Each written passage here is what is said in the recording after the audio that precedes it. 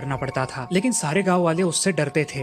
वो ऐसा मानते थे कि उस रास्ते में एक चुड़ैल है। इसी वजह से जैसे ही रात हो जाए कोई भी उस रास्ते से कभी नहीं जाता था। उसी गांव में राम नाम का एक आदमी उसकी पत्नी मंगला के साथ रहता था। राम काम करने के लिए लोकल ट्रेन से जाया करता था। उसे रामपुर रेलवे स्टेशन तक पहुंचने के लिए रिक्शा से जाना पड़ता था। ऐसे ही एक दिन काम से आने में उसे बहुत देर हो गई, जिसकी वजह से उसे रिक्शा नहीं मिल पाई और अब वो सोच में पड़ गया।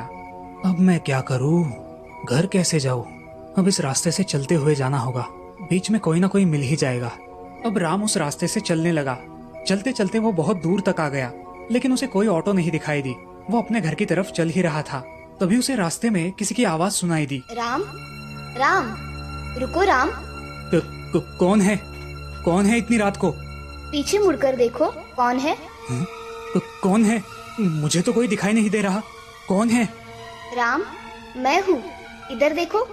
वो आवाज सुनकर राम बहुत डर गया और घबरा कर जोर जोर से चलने लगा, लेकिन वो आवाज उसका पीछा करती रही।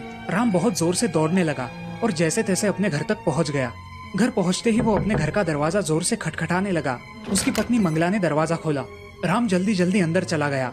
अरे मंगला, इतनी देर क्यों लगा दी दरवाजा खोलने में? आज आपको आने में देर हो गई, इसलिए आग लग गई। आपको क्या हुआ है? इतने घबराए हुए क्यों दिख रहे हो? घर में चलो, मैं तुम्हें बताता हूँ जल्दी। अरे हुआ क्या है, बताओगे जरा? अरे ऑटो ना मिलने की वजह से मैं चल के आने लगा। चलते चलते रास्ते में मुझे एक औरत की आवाज सुनाई दी। उसे मेरा नाम भी पता था।